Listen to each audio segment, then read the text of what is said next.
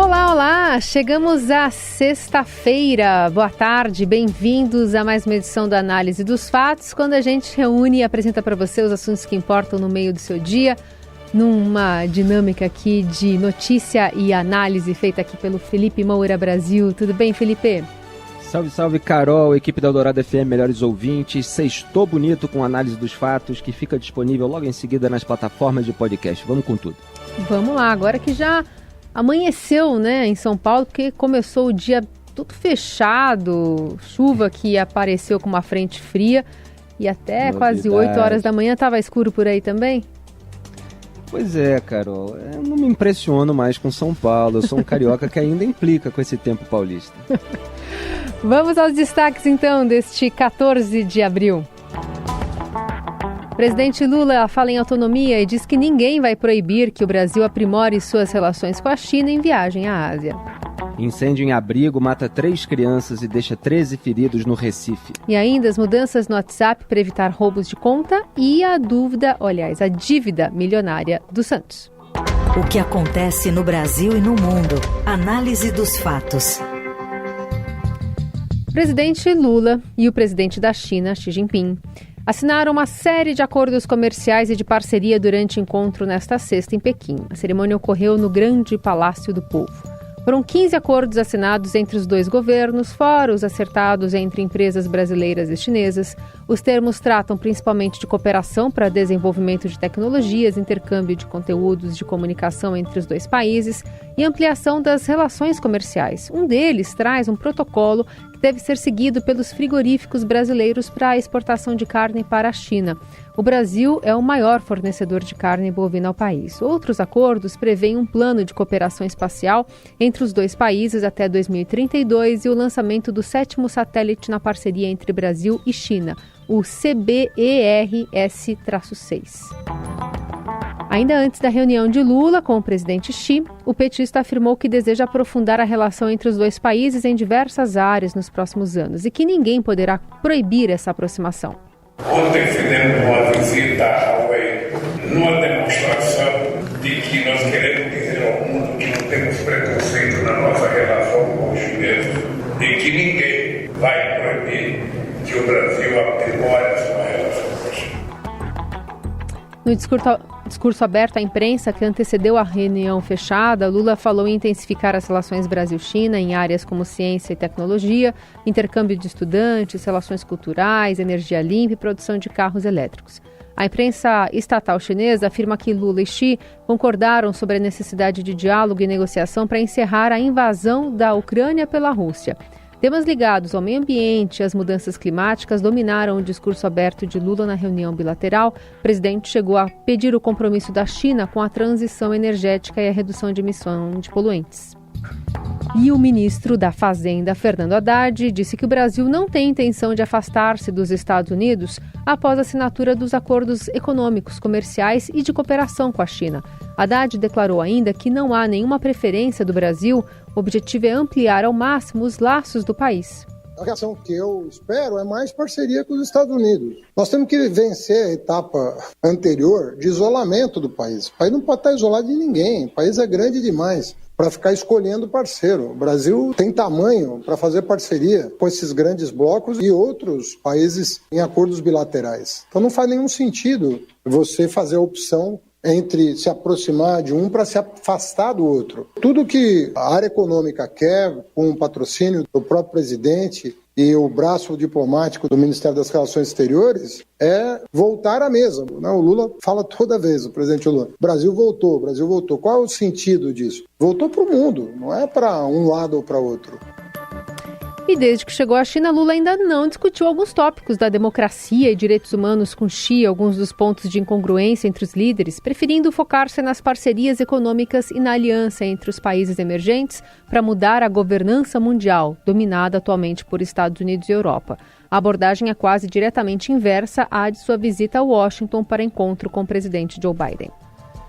Para mudar o Lula de discurso, basta mudar o Lula de lugar, né? Princípio e a coerência em relação a ele nunca foi o forte do atual presidente da República. Então ele está lá na China afagando os chineses, nem aí com possíveis ruídos causados para os Estados Unidos e para a Europa. Então o Lula morde e o Haddad assopra. É isso que a gente ouve na declaração do Haddad. Não, imagina, temos que negociar com os Estados Unidos também, apenas estamos aí voltando a conversar com o mundo, que não aconteceu ao longo do governo de Jair Bolsonaro. E vamos lembrar que Lula e Bolsonaro têm a mesma posição sobre a Rússia, sobre a invasão ordenada por Vladimir Putin na Ucrânia, esse ataque à democracia, à soberania territorial de outro país e à vida humana, porque muita gente está morrendo e eles traçam falsas equivalências entre o presidente ucraniano e o tirano russo e culpam a vítima em diversas declarações, e isso obviamente repercute mal no mundo democrático, que é um mundo com o qual o Brasil precisa se preocupar, ao contrário do que o Lula faz parecer. Quer dizer, isso não é um impedimento para se manter e se aprimorar e aprofundar as relações comerciais com a China.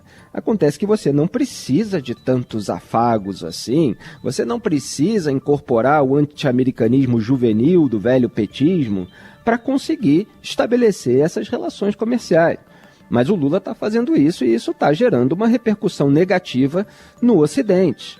Quer dizer, está até matéria do Washington Post traduzida pelo Estadão, o Ocidente esperava que Lula fosse seu parceiro, mas ele tem planos próprios. Está mostrando aí que ele não hesita em contrariar Washington ou o Ocidente. Vamos ver qual vai ser a reação do presidente Joe Biden e de outras democracias em razão dessa aliança com potências autocráticas por parte do presidente brasileiro com tantos afagos. Na minha análise, o Lula quer fazer com o Banco dos BRICS o que já fez com o BNDES em governos passados do PT, inclusive dele mesmo, que é instrumentalizar politicamente em favor de regimes aliados. Agora ficou mais difícil com todo esse desgaste por causa da repercussão negativa dos campeões nacionais, dos empréstimos para ditaduras amigas, então agora ele está lá na China defendendo empréstimos aos países mais pobres da América Latina e do Caribe, que é a senha dele para se referir a Venezuela, Argentina, Cuba, Nicarágua, países cuja pobreza em boa parte, responsabilidade pelos ditadores ou populistas, peronistas, amigos do próprio Lula. Ele defendeu também uma moeda própria, já está sendo criticado porque isso pode ajudar Vladimir Putin a lavar os seus rublos. Ele está ajudando a China a fortalecer a moeda chinesa em relação ao dólar. Quer dizer, tudo isso gera uma preocupação internacional. Vamos ver o quanto o Brasil vai continuar se equilibrando com esse morde-a-sopra. Na Eldorado, análise dos fatos. E chega hoje ao Congresso o projeto do governo da Lei de Diretrizes Orçamentárias de 2024. A LDO estabelece metas e prioridades do governo para o próximo ano e serve de base para organizar o orçamento. O projeto será apresentado antes da nova âncora fiscal por conta do prazo que termina neste sábado. A ministra do Planejamento, Simone Tebet, disse que o texto vai seguir regras do teto de gastos. E, apesar da apresentação do novo arcabouço fiscal, o texto precisa ainda ser enviado com a regra fiscal vigente. A ministra afirma que, dentro das diretrizes do teto de gastos, foi necessário quase zerar as despesas discricionárias do país, aquelas que o governo pode manejar e deixar de fazer. Segundo ela, haverá condicionantes com números atualizados, caso a proposta de regra fiscal do novo governo seja aprovada no Congresso. O arcabouço ainda será enviado para avaliação de deputados e senadores, mas o governo espera aprová-lo ainda no primeiro semestre. A ministra diz que hoje o orçamento dispõe de algo em torno de 200 bilhões em despesas discricionárias e, retirando da conta as emendas parlamentares que são distribuídas e não ficam sob a tutela do governo, sobra algo em torno de 170 bi para que o Poder Executivo aplique livremente. Em primeiro lugar, começando pelo fim, a gente vê aí que você tem uma diferença de 200 bilhões para 170 bilhões, porque 30 bilhões são de emendas parlamentares. É esse dinheiro aí que o ministro das Comunicações, por exemplo, Juscelino Filho, alvo de uma série de reportagens memoráveis do Estadão, torrou para asfaltar a estrada de terra que dá na própria fazenda dele. É para isso que os brasileiros pagam impostos, né? Para ministro asfaltar a estrada para a própria fazenda, para o presidente da República comprar uma cama de R$42 mil para ele dormir com a primeira-dama, um sofá de R$65 mil com controle remoto, né? É para garantir os funcionários fantasmas das casas legislativas, como a gente também tem visto em uma série de reportagens, além das investigações do Ministério Público, que nunca vão adiante porque tem ingerência política para travar tudo e deixar toda uma geração impune. Então, é para isso que serve o dinheiro dos pagadores de impostos. Mas agora os políticos precisam de mais, porque eles não conseguiram simplesmente lidar com aquele dinheiro que tinha. O teto de gastos é muito rígido, nós precisamos flexibilizar. E aí agora a ministra do Planejamento, Simone Tebet, ela está pavimentando o caminho para a aprovação mais rápida do novo arcabouço fiscal, mostrando que, olha, com o teto de gastos, isso aí é assustador, não sobra espaço fiscal para absolutamente nada. A gente teria que tirar das despesas discricionárias, o governo, quer dizer, não pode manejar, não consegue verba para investimentos, etc. Então, essa é a política dela nesse momento para conseguir maior apoio parlamentar na hora de aprovar o arcabouço fiscal.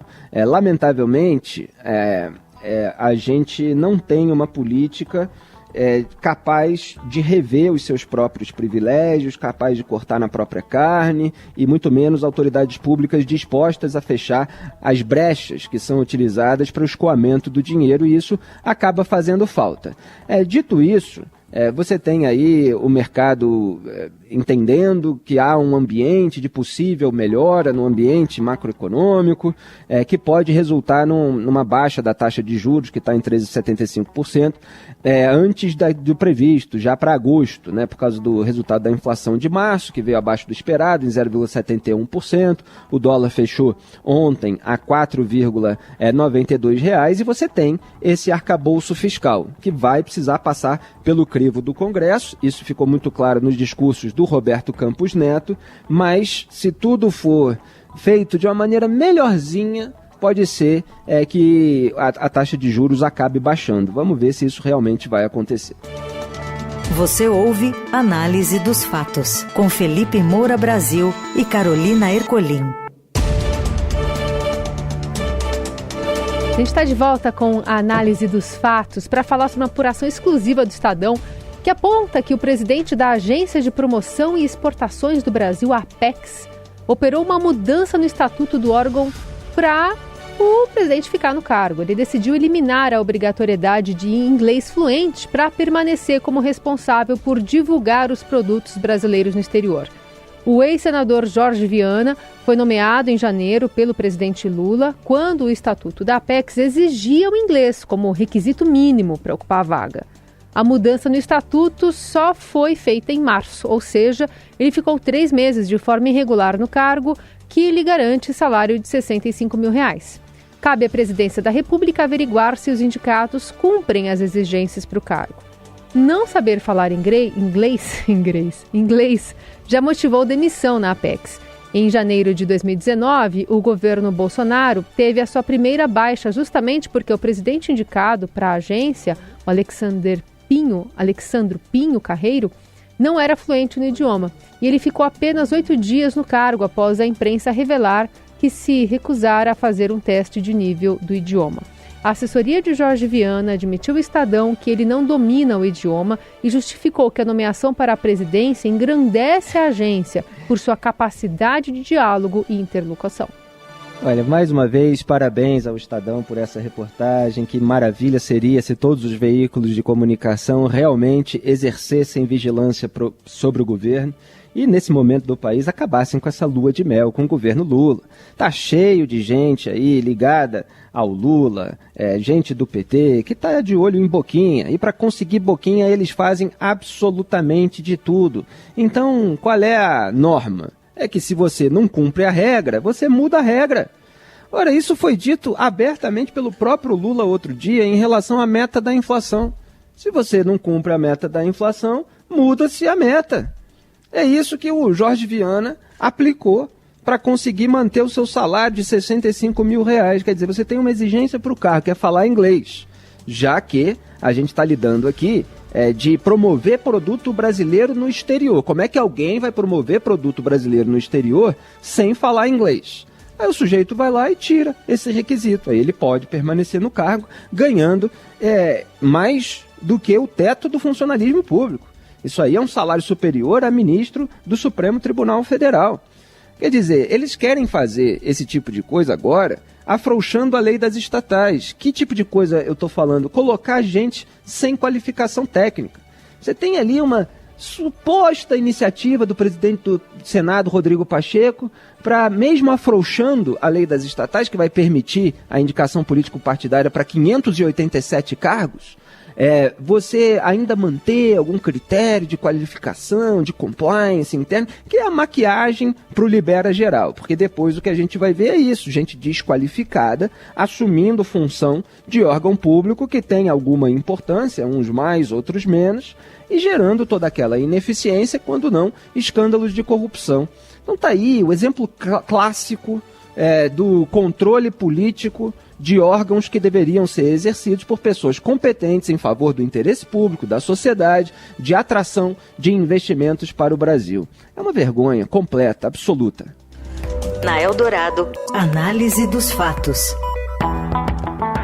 Um incêndio na sede de uma instituição que abriga crianças em situação de risco social em Recife deixou 4 mortos, sendo 3 crianças e um adulto. O fogo atingiu o lar Paulo de Tarso na madrugada desta sexta. O local recebe crianças e adolescentes encaminhadas pelos conselhos tutelares e juizado da infância e juventude. Além dos mortos, 13 pessoas ficaram feridas. Ainda não há informações sobre o que provocou o fogo, entretanto, o diretor da casa acredita que o motivo tenha sido um curto-circuito. De acordo com o SAMU, 2 pessoas morreram no abrigo, um garoto da idade não informada e uma cuidadora, identificada como Margarete. A idade das outras crianças que morreram quando estavam sendo levadas para o hospital também não foi revelada. É uma tristeza tremenda, eu fico revoltado com esses casos. Já houve incêndio em hospital, incêndio lá no Ninho do Urubu, né? Aquele episódio mais vexaminoso da história do Flamengo, com os garotos do Ninho que morreram, mais vexaminoso até do que o desempenho atual do meu time. Você teve o caso do Museu Nacional, na Quinta da Boa Vista, no Rio de Janeiro, perdemos patrimônio público e histórico, tudo por causa de fogo. Ora, a humanidade não aprendeu a controlar fogo ainda a essa altura. Quer dizer, é claro que precisa ter uma investigação para saber quais são as responsabilidades, etc. Agora, se perdem vidas, elas não voltam, né? Então, nesse caso, estou até acompanhando aqui as atualizações, o problema maior foi a inalação de fumaça. As crianças, elas não tiveram grandes partes do corpo queimado, né? Parece que aqui teve mais queimadura, foi em 30% do corpo, na face e nos pés. Mas a inalação de fumaça acaba provocando problemas graves, ainda tem pessoas feridas. Vamos acompanhar aí na torcida para que todas se recuperem. Análise dos fatos. O Santos tem uma dívida de 600 milhões de reais, de acordo com o balanço de 2022. E quem traz para a gente esse escrutínio é o Robson Morelli.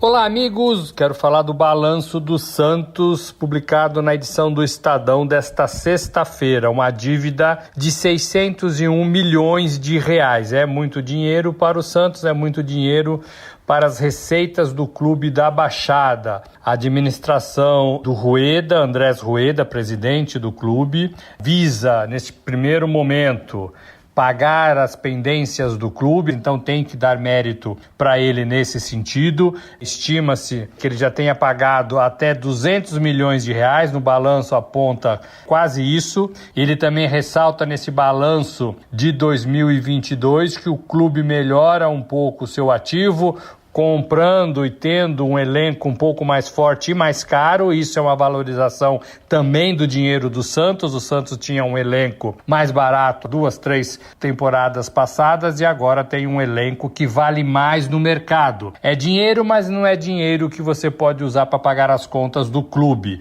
Então o Santos ainda tem muitos problemas para administrar na gestão do Rueda. Ele fala que a camisa do Santos, até numa brincadeira, vai ficar feia com tantos patrocinadores expostos, e é uma marca registrada não só do Santos, mas de muitos clubes que precisam fatiar o seu uniforme para ganhar dinheiro, mas o Santos precisa desse dinheiro. A camisa do Santos, segundo ele, arrecada 78 milhões de reais, quase 80 milhões de reais. É um bom número de patrocínio para o Clube da Baixada, que precisa de mais jogadores e ainda tem a janela do meio do ano para tentar fazer negócios, melhorando o seu elenco e também arrecadando um pouco mais de dinheiro vendendo alguns jogadores. É isso, gente. Falei, um abraço a todos. Valeu. Análise dos fatos. E o WhatsApp anunciou uma mudança para evitar roubos de conta. Com a novidade, o aplicativo poderá pedir uma confirmação no aparelho antigo se houver uma tentativa de transferir as conversas para um novo celular. O recurso começou a ser liberado para todos os usuários ontem. Outra medida criada pelo WhatsApp é a verificação dos dispositivos para combater arquivos mal intencionados no celular. A ideia é impedir que os malwares possam enviar mensagens sem permissão em nome dos usuários. Toda inovação para combater o hackeamento, ela é bem-vinda. A segurança que as pessoas precisam ter é para a sua privacidade, para as suas conversas privadas, né? Então, o aplicativo, por exemplo, vai explicitar que essa transferência remove totalmente a conta do celular antigo, quer dizer, vai avisar que alguém está tentando fazer a transferência. Se for você mesmo, você pode confirmar. Agora, se não for, você vai ter um mecanismo para vetar. É fundamental que haja esse tipo de inovação nesse sentido, porque os criminosos, aqueles que querem invadir a privacidade alheia, eles também inovam nas suas técnicas. Então, as plataformas precisam ter sempre uma atualização, sempre um monitoramento. E ficamos por aqui, fechamos mais uma semana de análise dos fatos, sempre muito bom ter com você conosco, e a gente também, claro, está nas plataformas digitais, você pode ouvir mais tarde esse programa, tanto em formato podcast, como também, por exemplo, no YouTube, no canal da TV Estadão. Análise dos fatos com trabalhos técnicos de Moacir Biasi e o comando da mesa de som é de Carlos Amaral. Produção, edição e coordenação da nossa querida Laís Gotardo, a quem aproveito para agradecer mais uma vez a todo o trabalho ao longo dessa semana. E semana que vem a gente volta com tudo. Valeu, Carol, melhores ouvintes. Até segunda, bom fim de semana. Tchau. Até. Você ouviu Análise dos Fatos. Se você perdeu esta edição ou quer ouvir de novo, acesse radioeldorado.com.br ou assine gratuitamente o podcast no iTunes, Google Podcast, Deezer ou Spotify.